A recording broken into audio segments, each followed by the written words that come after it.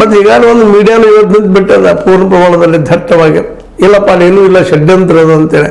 ಇವಾಗ ಷಡ್ಯಂತ್ರ ಮಾಡ್ತಾ ಇದ್ದಂತ ಇವೆಲ್ಲ ಆರೋಪ ಮಾಡ್ತಾ ಇದ್ದಾರೆ.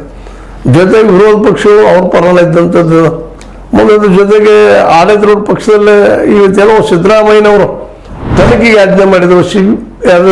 ನಮ್ಮ SITಗೆ ಮೂಲಕ ಆಗಲಿಂದ ಒತ್ತಡ ತೊಗೊಂಬಂದ್ರು. ಆದ್ರೆ ಅಲ್ಲೂ ಭಿನ್ನ ಧ್ವನಿಗಳು, ಅದರಲ್ಲೂ ನಮ್ಮ DK ಶಿವಕುಮಾರ್ ಅಂತವ್ರು ಅಲ್ಲಿ ಷಡ್ಯಂತ್ರ ಆಗ್ಯದ ಮತ್ತೇನಿಲ್ಲ ಅನ್ನುವಂಥ ಮಾತು ನೋಡಿದಾಗ ಅದು ಸರ್ಕಾರದ ಒಳಗಿನಿಂದಲೂ ಪ್ರೆಷರ, ವಿರೋಧ ಪಕ್ಷಗಳಿಂದಲೂ ಪ್ರೆಷರ ಮತ್ತು ಕೇಂದ್ರದ ನಾಯಕರಿಂದಲೂ ಪ್ರೆಷರ.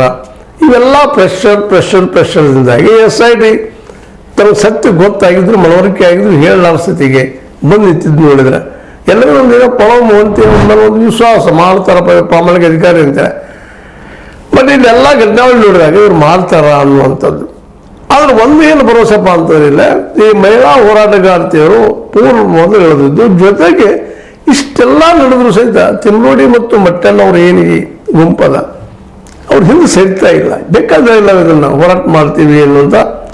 ಯಾಕಂದ್ರೆ ಇವರು ಯಾರೂ ಇಲ್ಲಿ ಹೇಳಿದ ಹೋರಾಟಗಾರರಿದ್ದಾರಲ್ಲ, ಇವ್ರ್ಯಾರು ಇನ್ನೊಂದು ಮಾತು ಮತ್ತೊಂದು ಹೇಳಲೇಬೇಕಾಗ್ತದೆ.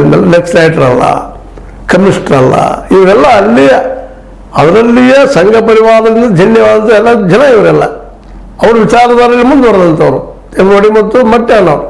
ಅವರು ಇವತ್ತು PL ಸಂತೋಷ ಮತ್ತು ಅಥವಾ ನಮ್ಮ ಹೆಗ್ಡೆಯವರ ವಿರೋಧವಾಗಿ ಅಂತಲ್ಲ, ಇದರಿಂದ ಯಾರಿದ್ದಾರೆ ಇಷ್ಟು ದೊಡ್ಡ ಪ್ರಕರಣಗಳು